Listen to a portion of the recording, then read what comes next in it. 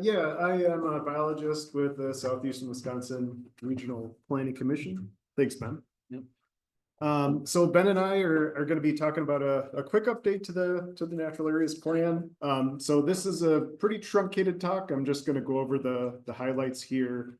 I encourage everybody to look at our website. So if you just Google, SEWRPC natural areas plan, you'll get right to the information you need.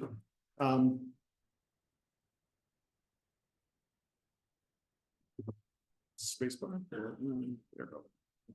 Click. Oh, click. All right. So real quick, I just wanted to thank our funders for this effort. So we've worked pretty closely with Wisconsin Coastal Management Program and NOAA's Office for Coastal Management. This has been funded by 3 separate grants over the years. So you can see going back to 2018 is when we got the first grant. A little bit of history. So what is the Natural Areas Plan? So Natural Areas Plan seeks to identify the best remaining natural communities found within southeastern Wisconsin and provide recommendations for protection and management. So this is part of our regional master plan for southeastern Wisconsin. This effort was initiated back in the 80s. So it was started because county park system sold really nice high quality remnant mesic forest to a developer. That property was subsequently developed. There was public outrage. And so the county asked the commission to identify the best remaining natural communities left within county ownership, provide recommendations for how those sites should be protected or not protected based on their quality. Already 5 minutes. And how those sites could be managed in the future. And so following some initial inventory efforts, the remaining counties in our region, so we have 7 total, jumped on and asked us to do the same inventory and assessment and complete the Natural Areas Plan as a regional effort. So the original plan was adopted in 97. It was amended in 2010, and we started this update in 2018. So what were the main objectives of this plan? Well, before we started with the update, we reached out to plan users, stakeholders within the region, asked them, how they use the plan, what were the best elements of the existing plan, and how could we improve it for usability. So what are the most common responses, the feedback we got, are provided here. So I'm going to sum these up for you. Don't have to read them, but basically update the existing information, digitize that information, easy to use digital format, update our aquatic area assessment scheme. So that's something that was completed in 97 and was not touched on again in the 2010 update.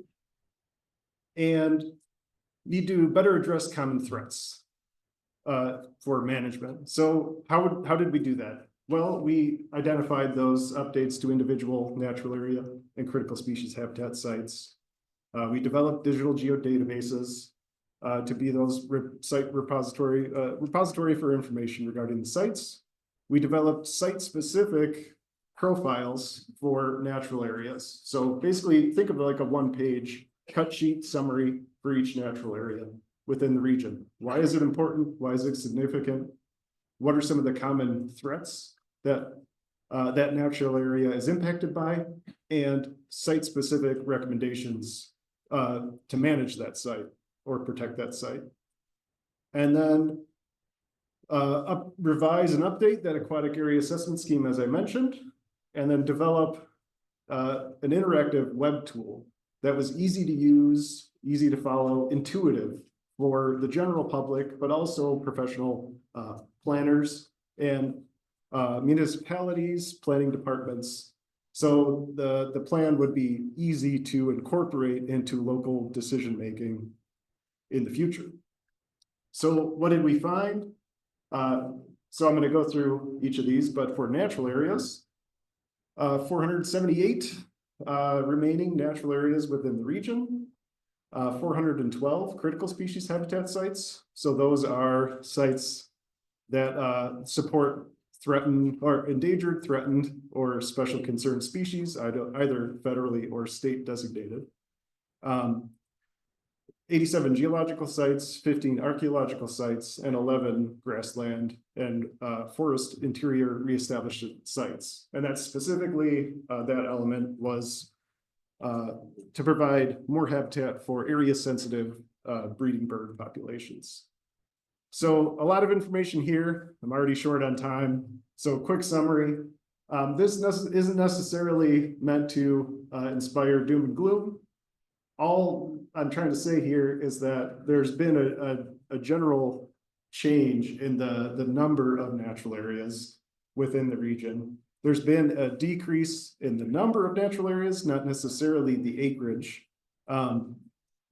And some of this loss is due to us combining sites. So multiple sites might be owned by the same owner. They may be under the same management plan. And so we've combined those sites because they're managed under the same effort. There have also been many new sites added. So this isn't necessarily a net loss. There's been a lot of new sites discovered that we've added over the years, including new prairies, new sedge meadows, new forests of local or regional quality. So we metrics for updating the aquatic area assessment scheme. So we added a lot of quantitative metrics here to that assessment criteria. Historically, it was very qualitatively based. And so here we added some more quantitative metrics. And so streams, again, slightly different habitat scores. And you can see here our results. We've identified 54 lakes in the region, 91 stream reaches within the region that qualify as aquatic areas of significance based on our criteria.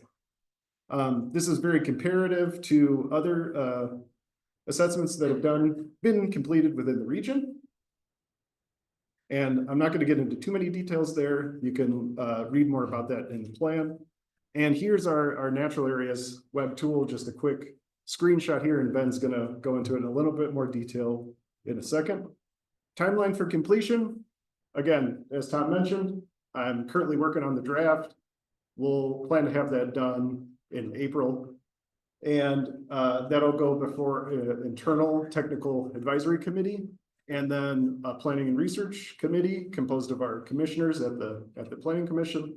And then in June, it'll go before the full commissioners meeting for adoption. So with that, I'll give it over to Ben, and he could talk a little bit about the natural areas web tool. All right, hopefully this link will pop up for us here. Not there. Wrong screen. I see it. You see it.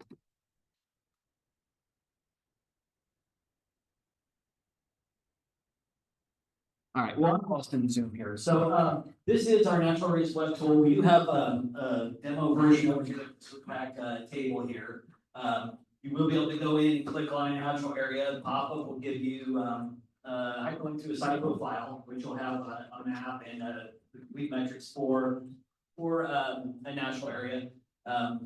Maybe I'll show everybody on the demo over here on the computer.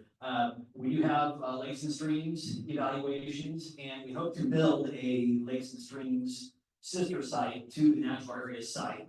Hopefully within the next year, maybe we'll present that next year. There's some other features that are part of this site with historic vegetation, with the archaeological sites that we have in the region, and also how the natural areas relate to the environmental corridors that we have outlined in our inventory. So we can demo that during the break for you over here, and you can ask Zach all sorts of questions about our natural areas. But it's break time, and I'm sure you guys need breaks.